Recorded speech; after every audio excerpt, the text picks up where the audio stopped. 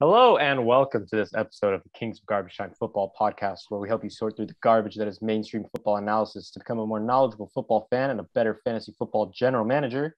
I'm Zach Faria. I am here with Joseph Beltran, Colton Watson, and Hunter Garcia. And this week, we are discussing our Dynasty fades and our undervalued Dynasty players.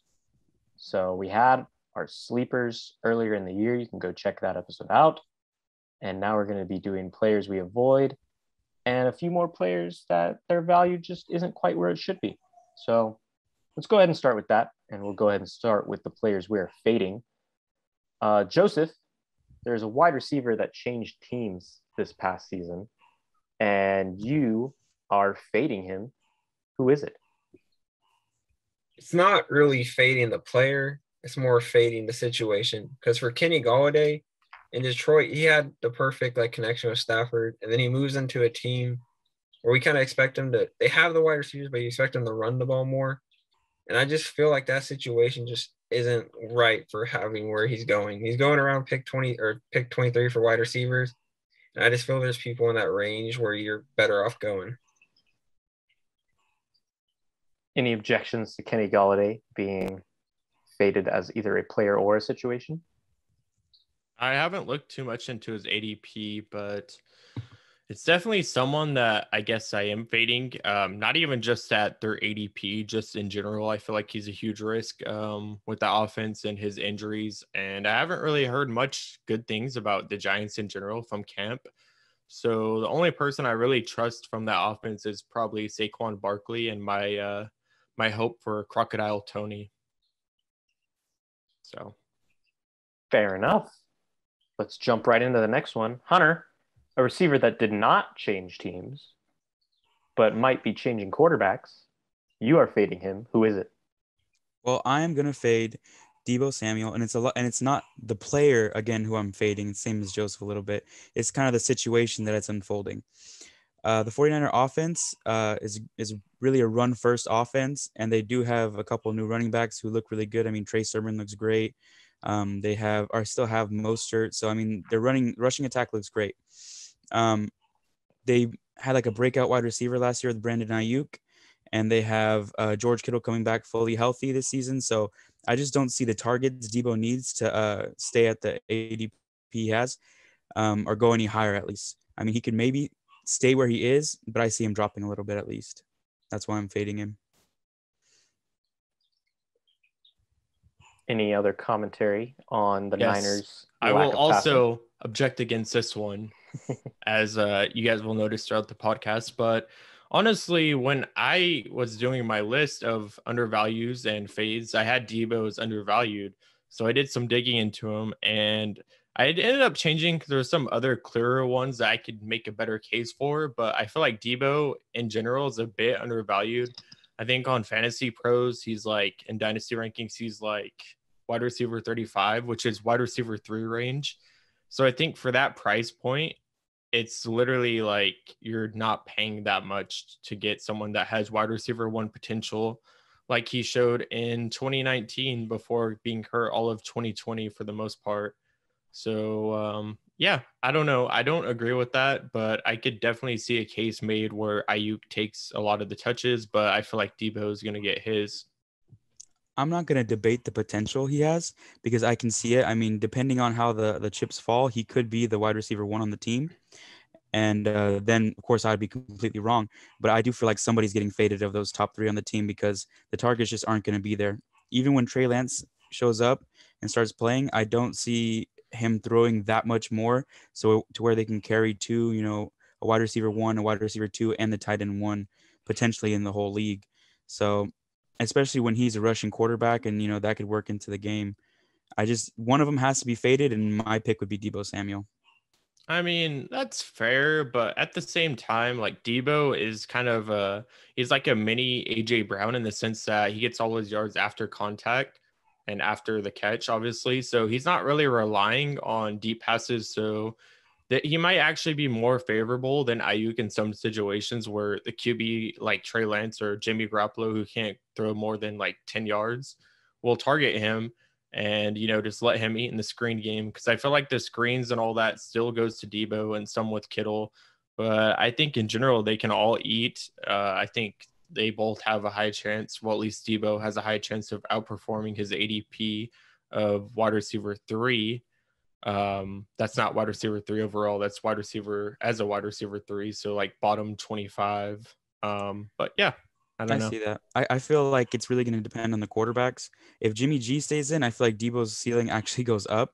But if Trey Lance comes in, we all know he has a cannon for an arm, and I feel like that's where Ayuk will shine. So it's that's fair. A tough one. Yep, fair enough. And so for the first person here that's actually going to be fading the player instead of the situation, I'm going with Julio Jones as my wide receiver that I'm fading.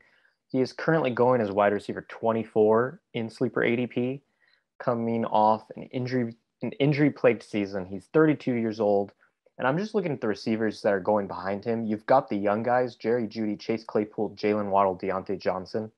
But even the win now guys, you got Adam Thielen, who finished as wide receiver 10 last year with the Minnesota Vikings.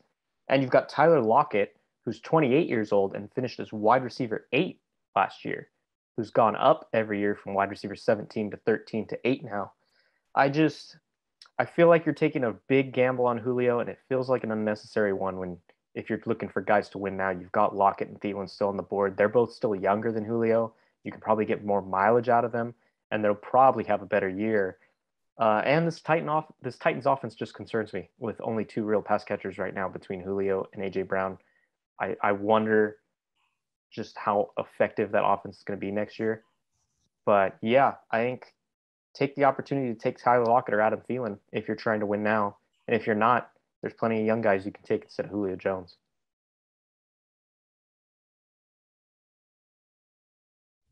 All right, Colton, you've given some objections, but you have your own wide receiver that you are fading. Tell the people. I feel like I'm probably going to get some objections here, but I am fading Terry McLaurin. And I'm not fading the player. I like the player, but I feel like where his value is currently, it's a little too high for me. So I'm fading him just based off of if I were doing a startup or if I were trying to trade for a player in the same value tier as him, I wouldn't choose him. It's not that I don't see him as like a potential wide receiver 1. I just like other guys better. So let me break it down a little bit just to give you a better insight of guys that I'm talking about that I would favor over him. According to fantasy pros right now in Dynasty rankings, he is a wide receiver 10 overall.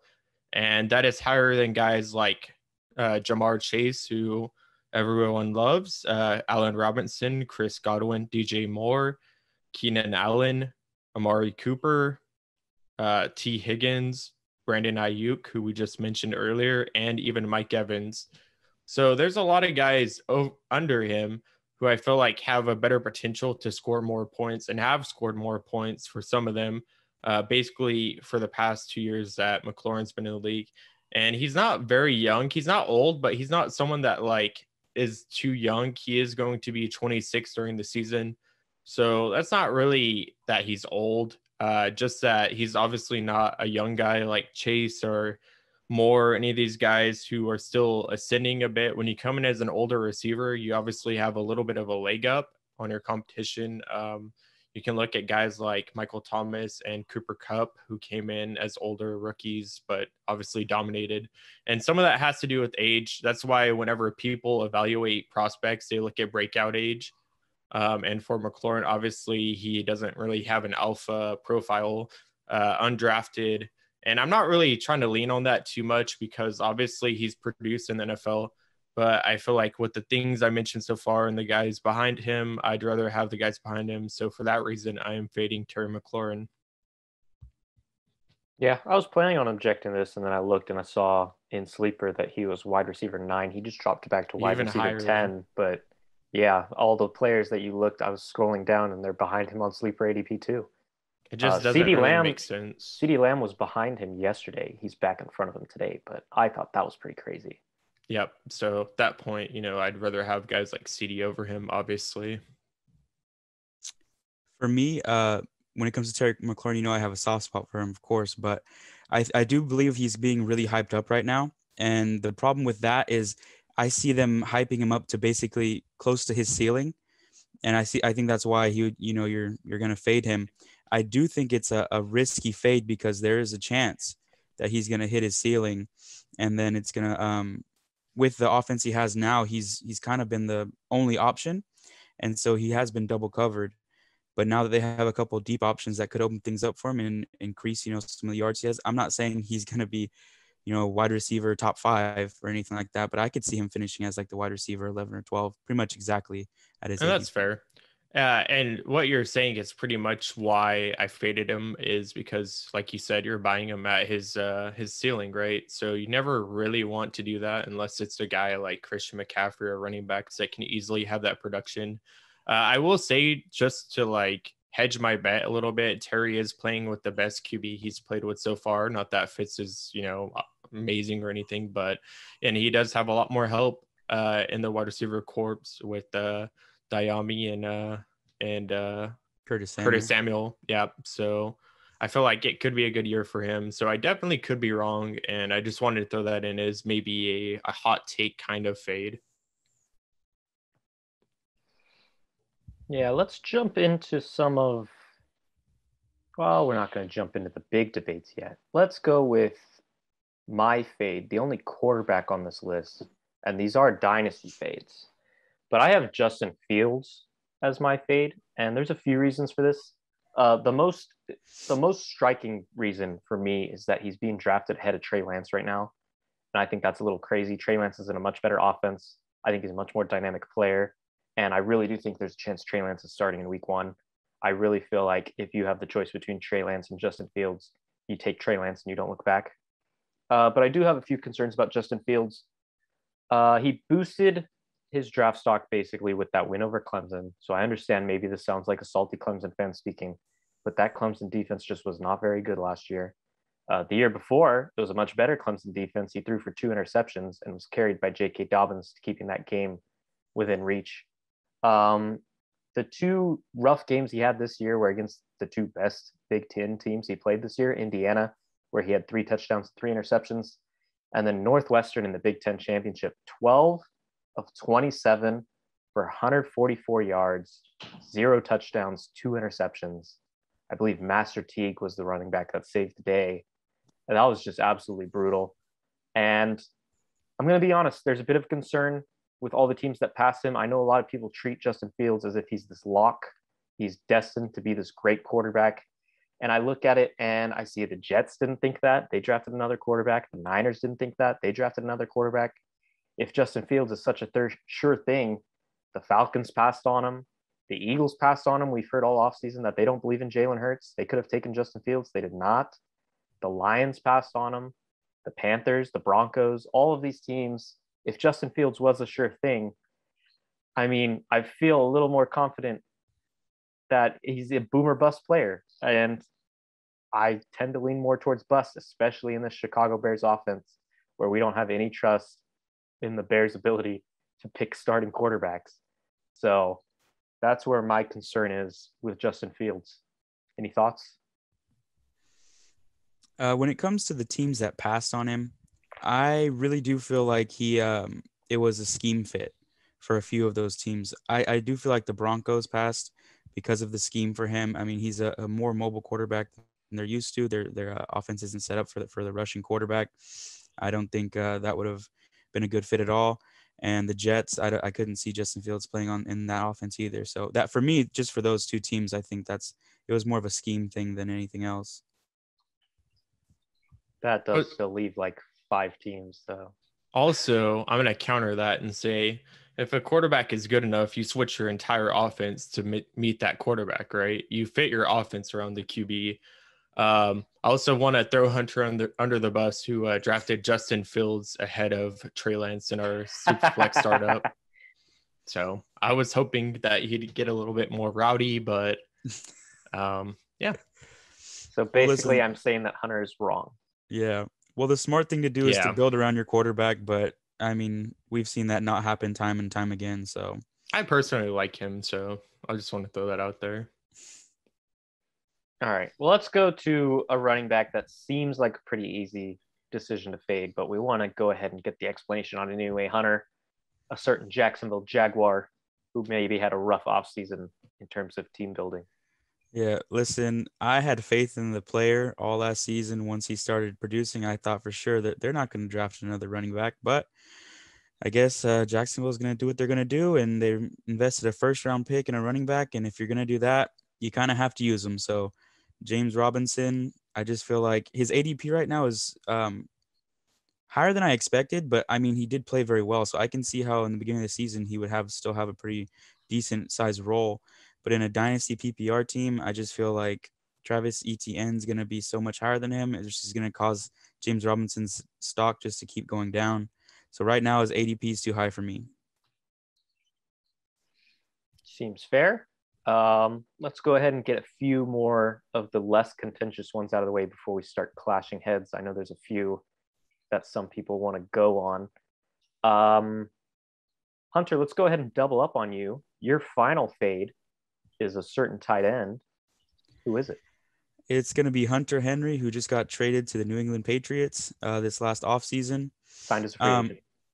Signed as a free agent. There you go. He's getting drafted pretty high on a few different sites I looked at. It was from 8 to 12 normally. There was one outlier where he was like 17 or 18 in ADP in the rankings for tight ends, and the ADP basically drafted in that order.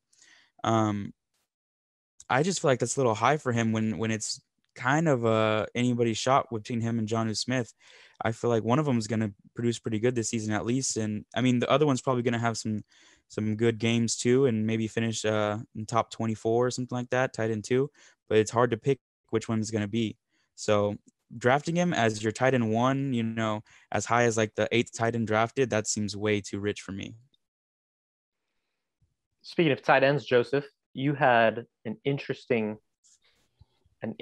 pick for your fade for tight ends. Go ahead and explain it.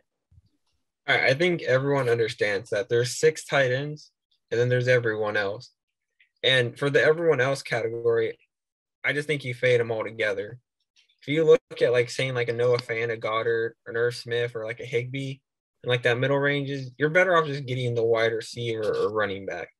You can wait until the end and see if you hit on like an Austin Hooper, an Evan Ingram, or like a Cole Kmet that are going way later. But instead you have whose point differential between like the top guys like Fant will probably only be like between 30 or 40 or maybe less. So I just don't see the bonus of drafting these middle round tight ends over just waiting and getting like that wide receiver or running back and then hoping to hit on one of the later ones. All right, now let's get to some of the fun ones. We have 1, 2, 3, 4 fades here that I think at least one person here would object to each of them. Let's start with one of Colton's, a certain running back, this one playing in the state of Pennsylvania. Which one, Colton? Well, let's see here. I have Miles Sanders and I have Myles Gaskin. Which one do you want me to do, Zachary? Go ahead and do double the miles, and I will offer double the rebuttals. How about that? Oh, you want me to do both at once? Okay. Let's do it. Okay, so let's see here. Who should I trash first? Okay, so Miles Sanders is a player that I don't hate. You might notice that from my list a lot. I don't hate him. I just feel like at this point, there's no reason for me to invest in him because I feel like he's just like a sinking ship. And the stuff that keeps coming out is worse and worse. And he pretty much busted for you guys or for everyone last year when everyone hyped him up. And I know a lot of that was due to the Eagles being terrible and having a bad offensive line because of injuries, yada, yada, and that he was injured himself. But those things don't really go away. And also, I feel like just with the news recently about him splitting with Boston Scott, it's not really a good sign because they literally said that they could split touches, which is a 50-50. Now, do I believe that's going to happen? Probably not. But do I want an RB who I think isn't going to, obviously return his value? I definitely don't. So there's a lot of guys who I feel are more talented or in a lot better of a situation.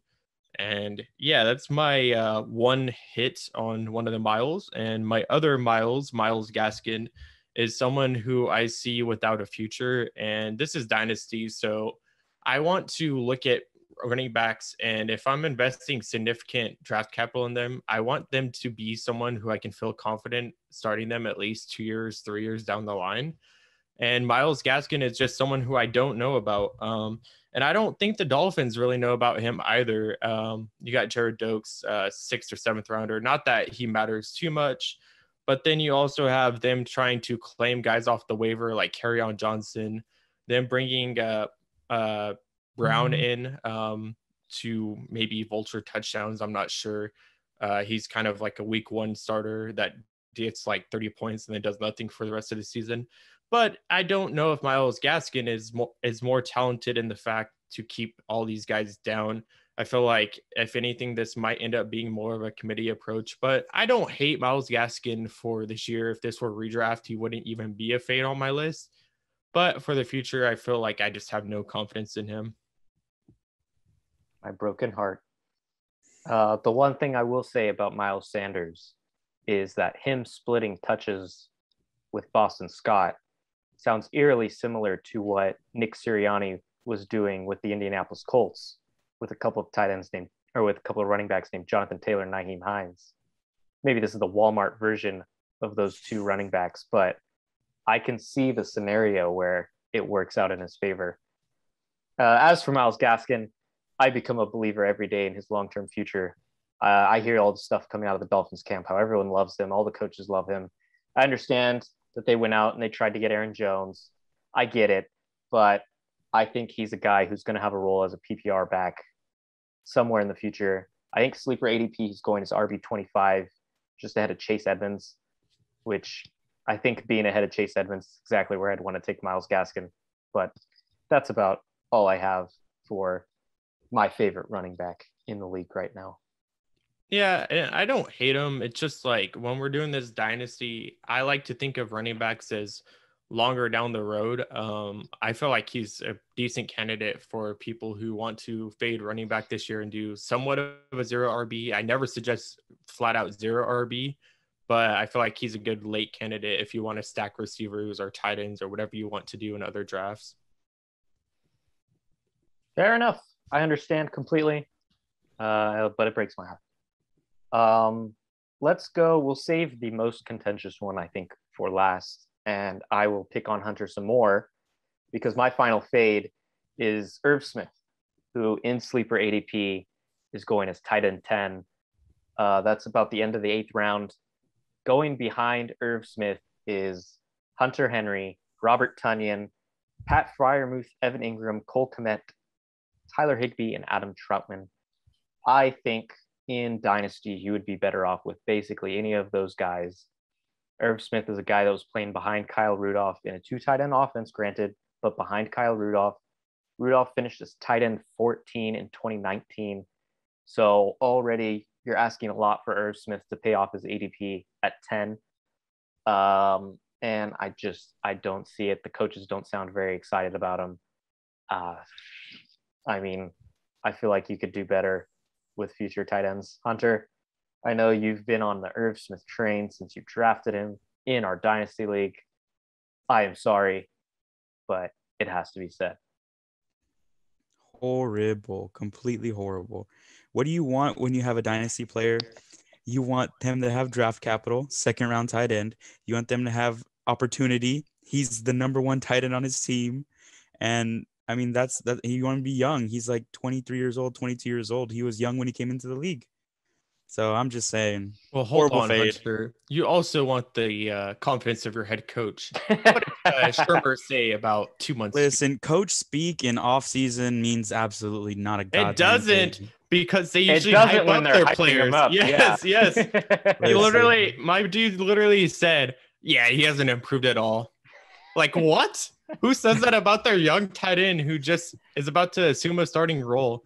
Yeah, he's whatever. I don't know. And then He they won't have hyped an extended role. None of us backup. watched the entire video of that. He could have been taken out of context when he was talking about something Oh, else. no. I saw never the know. archives. I saw the archives. I was there actually shooting the video as he said that. Oh, Jesus. And he hyped up the backup too. So let's not forget that. Fellas, take a wide receiver in the 8th round instead of Irv Smith, and then come back around and take Adam Troutman in the 12th. Just trust me. Jeez. Take Dalton Schultz for free. All right. We got one final fade here. This one already started a debate in the group chat yesterday. Joseph, which running back is it that you are fading? I just think DeAndre Swift is getting drafted too high.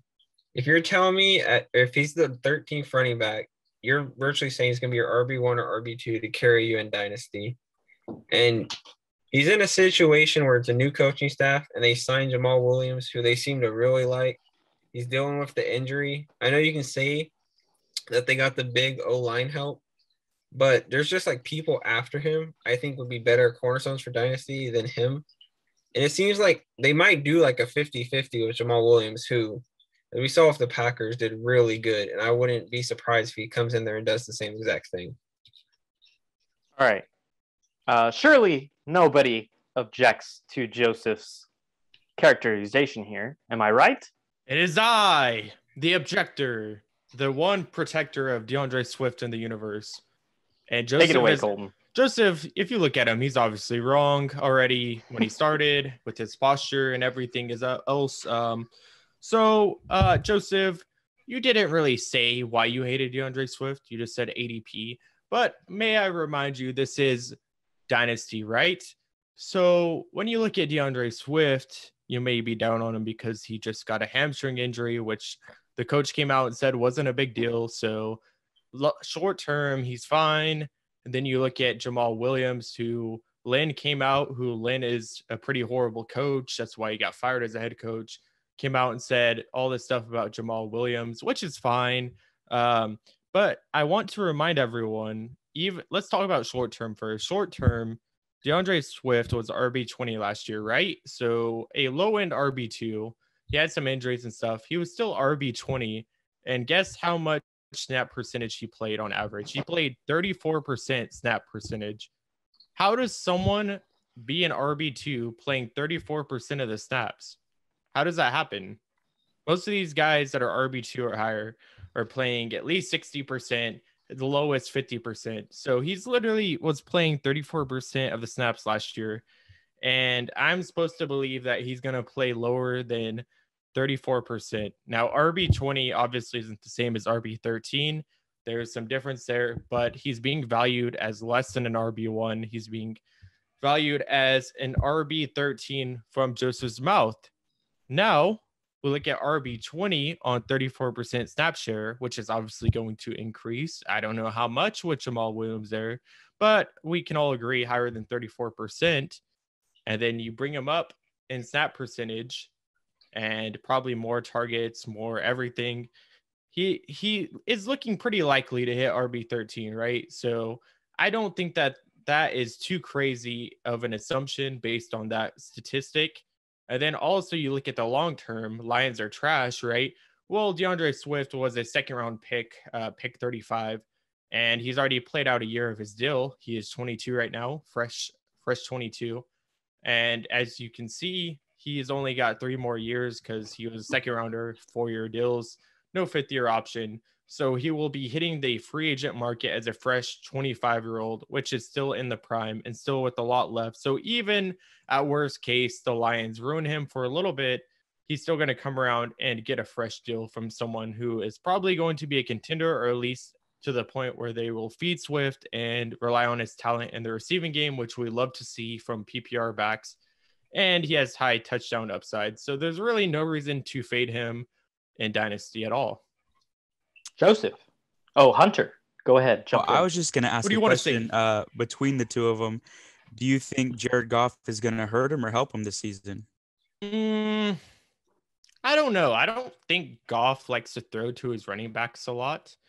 But I also think that DeAndre Swift is obviously going to get goal line stuff. So I think then you also factor in the lack of receiving options in that offense. I think DeAndre Swift could be a surprising guy to maybe not lead receptions with Hawkinson there, but maybe even get third in receptions, which is pretty huge for an RB.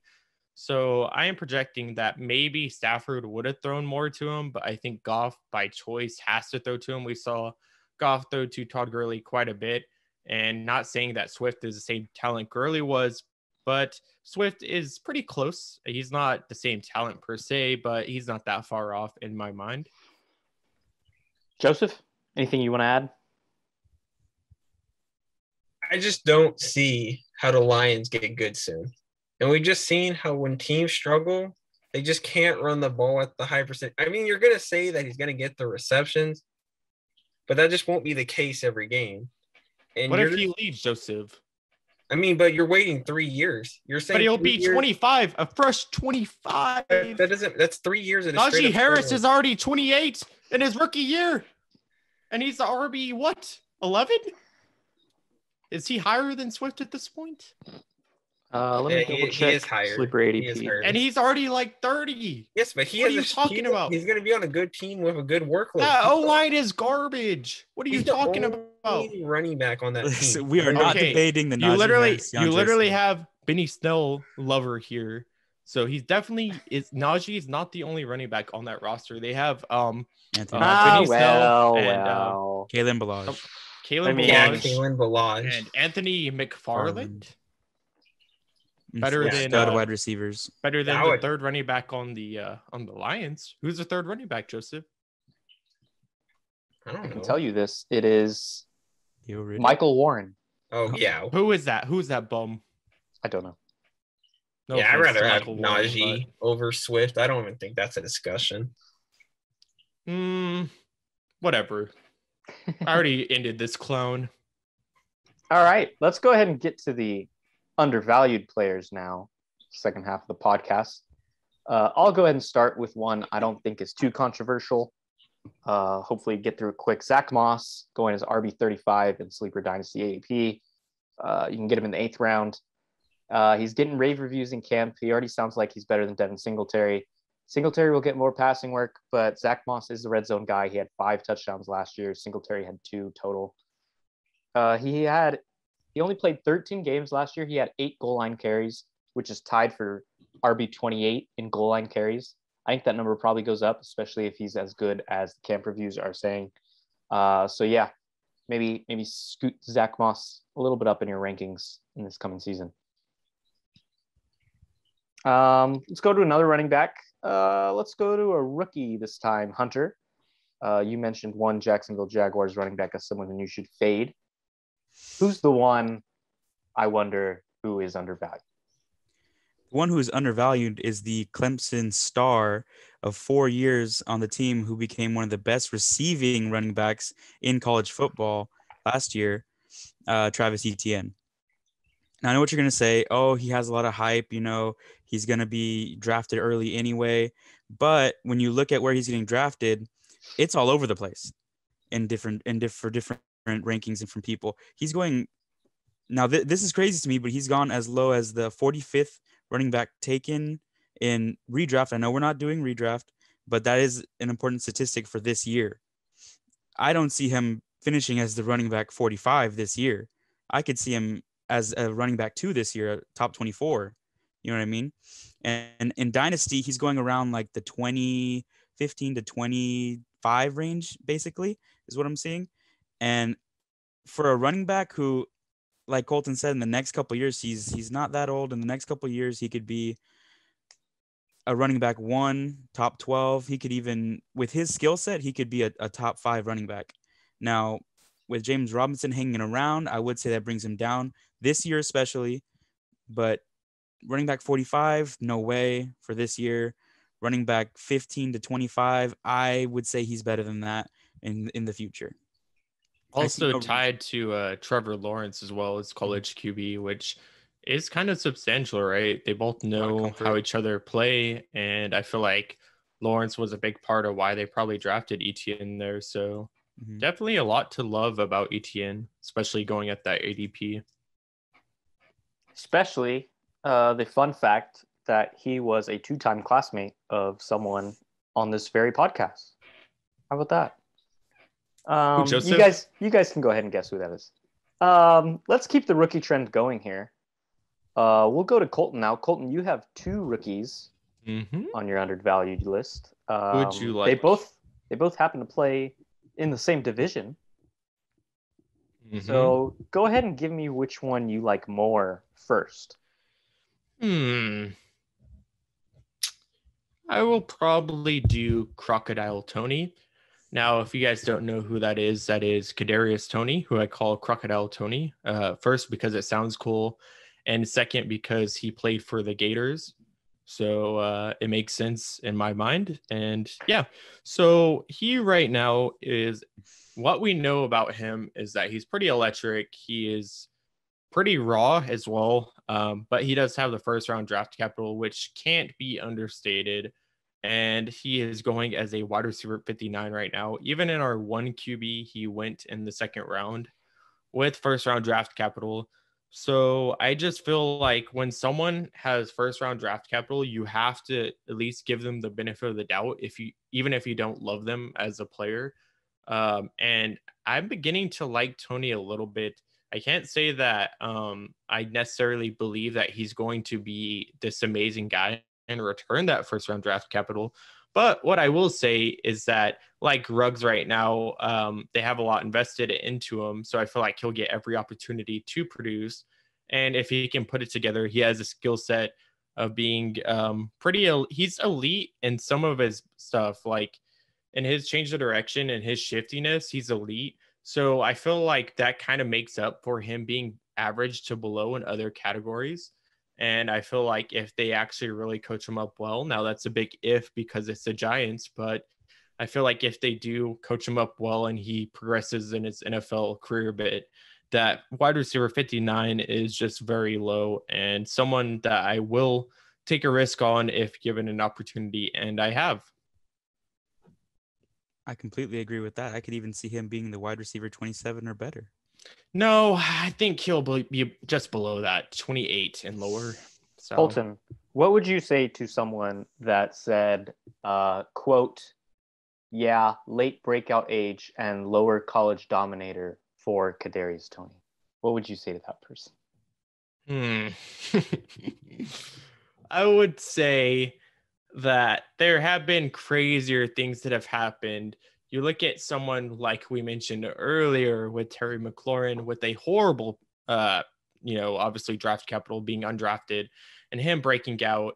So there is a lot of stuff that we miss as well, I wouldn't really consider myself an analyst, but as, fantasy players that listen to analysts and do their own research. So there's a lot of stuff we miss. So whoever that person was at that point probably didn't realize the value that Kadarius Toney really had. And at this point, being as low as he does, if that person saw that, they might have a different point of view about possibly acquiring him at his current price. Very fair. And I hope that person is maybe listening to Colton's words of wisdom here on the podcast. Right. Yes. Go ahead and hit Dynamic Brown while we're at it. Okay. Yes. With Brown, we have someone who is obviously very undervalued for what he can bring and his potential and his ceiling. I really liked him coming into the draft. I thought he would at least go in the second round. He ended up falling to the third, which is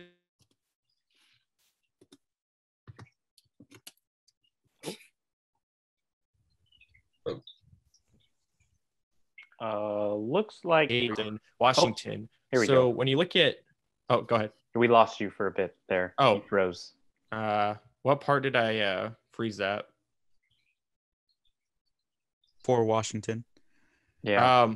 So yeah, he went to a pretty decent spot in Washington, and when you look at him in Washington, I think that it is a pretty decent spot for him to get some targets. And right now he is wide receiver 70 on Fantasy Pros. So I feel like it's not really that horrible of a ADP and a price to get in on him. Someone who's electric, someone who's lighting up camp recently. and just someone who I feel like with the players around him at that ADP that he's fine to take a risk on. I mentioned you should go get Toney. I actually like Dyami better as a player and a prospect, and he is 11 spots lower on Fantasy Pros, so he should be cheaper to acquire. Doesn't have the first round draft capital, but I still like him there. And also, as a little tidbit, I've been corrected, and Terry is a third round pick. And the reason why I thought he was undrafted was because he went undrafted in rookie drafts. So I had that a little bit confused, but I stick with what I said as far as prospects that we didn't think would hit, and them hitting would go as far as Toney to Terry comparison. There we go. Let's go ahead and continue the trend of rookies. Joseph, your undervalued pick is the best rookie wide receiver in this draft. Go ahead and espouse his virtues. When you look at wide receivers, you're picking late in drafts, like around the pick 50s, where Terrace Marshall is going, is you just gotta love that. Like I've been hyping him up all offseason, and I made the mistake of telling Colton that, and that made him draft him in our rookie draft. But I traded for him later, but I think he's in a perfect situation.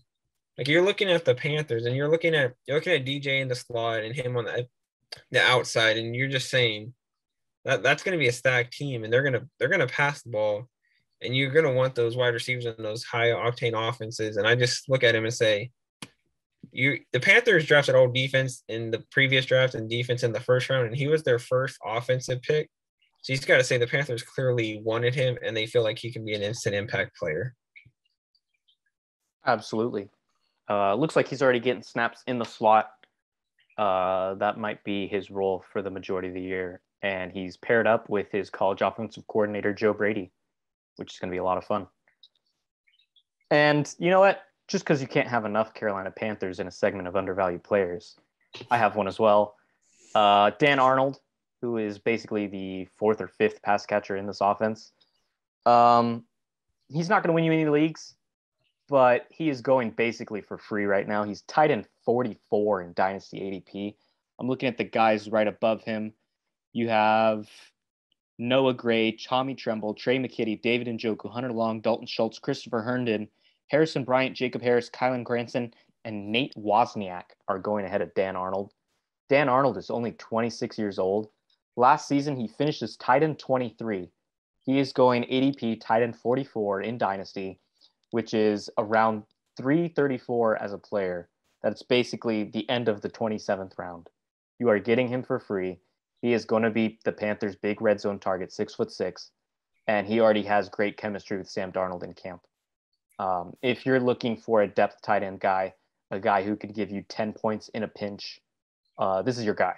And I actually just picked him up in our Dynasty League a couple days ago because I knew that I wanted to have him there just in case something goes wrong with my tight ends, because I had more faith in him than Eric Ebron, who I just cut. So Dan Arnold, good back-end roster player for you to have this season, basically free. I mean, you got to jump at that value.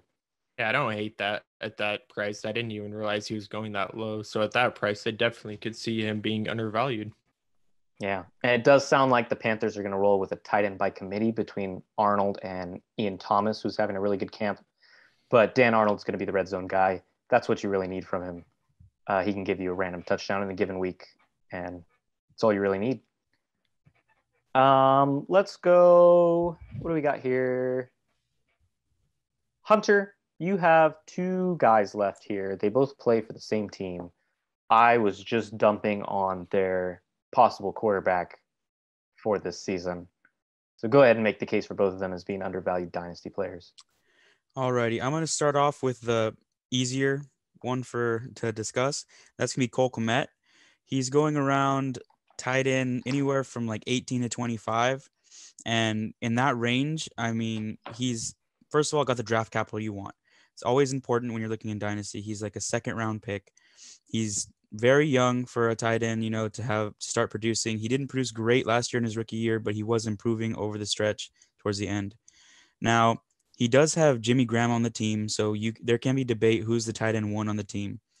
But again, Jimmy Graham's getting up there in age. He hasn't really been producing like he has before. And Cole Kmet's getting rave reviews from camp. And it looks like he's going to be the tight end one for the season, in my opinion.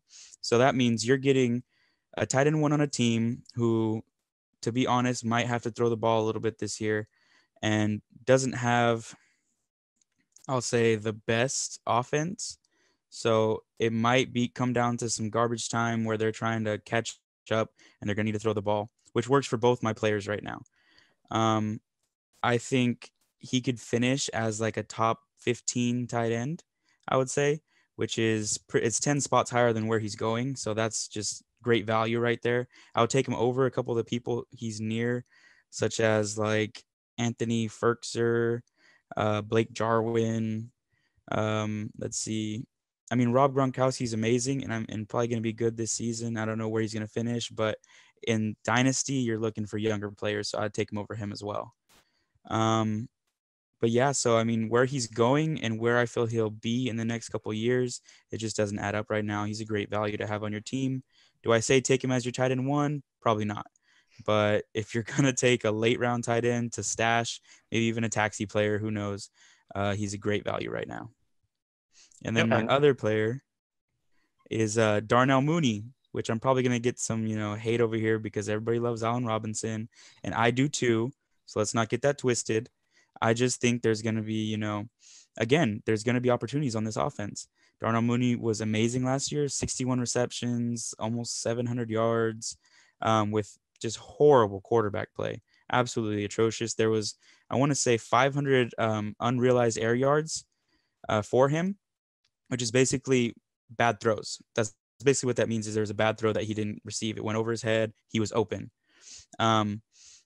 And I just think if he can even get half of that and, improve on his receptions a little bit with better quarterback play, which he is guaranteed to get, whether it's, Andy Dalton or Justin Fields, is going to be better than how Mitchell Trubisky was playing. So I think there's no way he can go down, and him being drafted as like the 62nd wide receiver around some players who are completely untested and didn't have like the breakout that he basically had last year is just criminal. I could see him being like a top 36 wide receiver this year, and that's like just ridiculously better than where he's being drafted. I just want to object to that. I think the Mooney love is just too high right now. I feel like it was a little too low, and then this offseason, it's too high. It's too high right now, and I've seen some trades on Twitter. I follow Dynasty Twitter a lot. I've seen multiple trades where people are able to send Darnell Mooney straight up for Rondell Moore, which I think is honestly insane. And as you saw, I had my phone up. I was actually going to Fantasy Pros Dynasty rankings just to check where he's at, and he is above Terrace Marshall. It looks like he is above Crocodile Toney, who I love. He is above St. Brown. He's above, let's see here, Parker, who's trash, but maybe better than Mooney, and Ruggs, who I'm kind of hot and cold on. But there's a lot of guys where Mooney is above or close to right now in ADP. And I would just want to say that I'm not for that. I don't think he's too overvalued. But he definitely is overvalued, in my opinion. It's okay, Colton. We all have some horrible opinions sometimes. That's right. You just said yours, dog. I'm just kidding. But yeah. Yep. Sounds about right, except that their offense won't be better with Justin Fields. Okay, Joseph. Why not? Let's just pile on the Chicago Bears here. Who's your Chicago Bear that's undervalued? Since we all think their offense is going to be so great, apparently.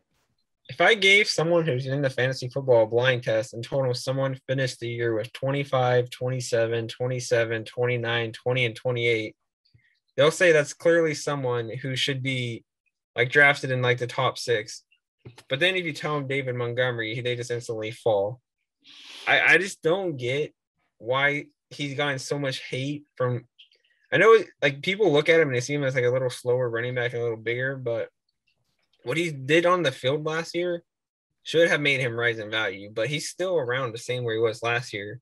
He's currently RB17, and we don't know what's up with Cohen and if he's going to be I don't think he's going to be ready by the year. And Montgomery will have this role to himself all again. And the Bears' offense is going to be better. I think Andy Dalton or rather Justin Fields are better than last year.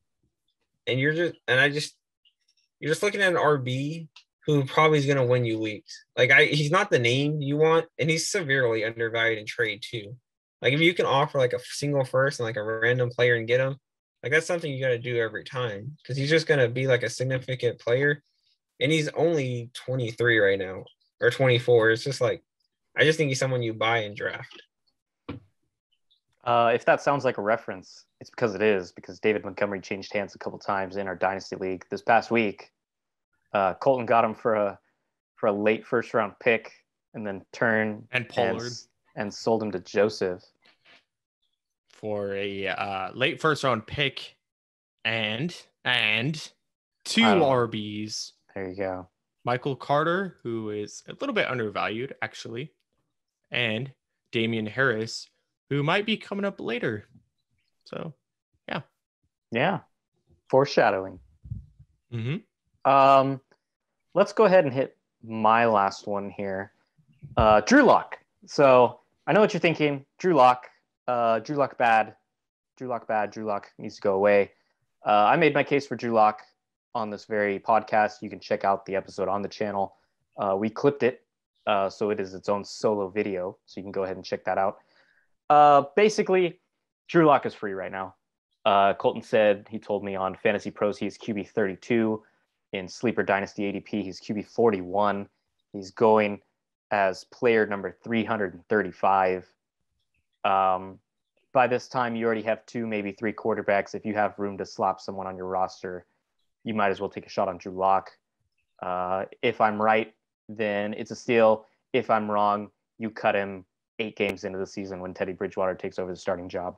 Really no big deal. But on the 50-50 chance or even the 30-70 chance that he turns out to be good enough, as I think he might be, you end up with a quarterback that can provide you at least some solid backup games, and maybe even if he lives up to his full potential, some solid starter weeks. Any thoughts on the man, the myth, the legend, Drew Lock? I'm actually not going to object to this, surprisingly. And the reason for that being is because, like, I don't think he should be valued that low on Dynasty rankings. And I also think he is a little bit low on sleeper rankings because there's guys above him, like bold Saints QBs, which I feel like he probably has a better future than in Dynasty. And I wouldn't put him too much. So maybe I'm closer to just him being valued where he's at. In Fantasy Pros, at least. I understand sleeper, he's a little bit lower than we'd like to see him, but all in all, I really don't hate that, actually. I'm the one who would say that Zach's pretty correct about this, because if he plays, his wide receivers are his receiving options, I'll say, are stacked, absolutely stacked. So if he plays, he's gonna beat that ADP. If he doesn't play, well, oh well. And it seems like he's actually beating Teddy, right? Or at least that's the last report I've read. Yeah, he's going to start the preseason game at least, so we'll see how that goes. It is absolutely insane to me that this is his first full offseason as the Broncos starting quarterback, if you think about it. Absolutely insane. We got, I think, 2 more here. I think they're the most interesting 2 of our undervalued players. We'll go to Colton first. A very cool name for the Indianapolis Colts at wide receiver. Colton. We have Zach Pascal, who is a name where if you hear it, you don't want to hear it because you just don't care about it. But this is why you probably should care about him. Not even just counting in the fact that he's gotten some recent hype from having a really great camp. Hunter might correct me here, but I believe he's been the best receiver in camp for the Colts, which is nice to see when you got guys like T.Y. Hilton, who's a little long on the hair now, but he still, was at once a elite wide receiver. And Zachary believes in his breakout for this year. I did once upon a time. Oh, you don't anymore? He needed a big arm quarterback to get that going. Okay, yeah. With the Wentz, obviously that complicates things. Thankfully, we have Sam Ehlinger, who I love, is a Konami QB that we need to see rushing. But let's just ignore that right now. Let me get back on track. So he's been the best in camp. He is wide receiver 119 on Fantasy Pros. And on Keep Trade Cut, which is community decided, he is 118. So there's not really much variation there. So he's undervalued on both, in my opinion. Guys higher than him: Deontay Harris, Cornell Powell, Darden, Colin Johnson, Tyron Johnson, Auden Tate, Sage Surratt, Isaiah Hodgins, and I could probably keep going until I name like the ball boy. But I won't. But just based on production, we want to look at him production wise. Obviously, Dynasty is cool. Dynasty is 26. He's not old at all. When you look at production, 2018, when he started, he was wide receiver 98. So just right there, he was higher than his ADP by about 20 spots. And then the next year, wide receiver 50, and last year, wide receiver 55.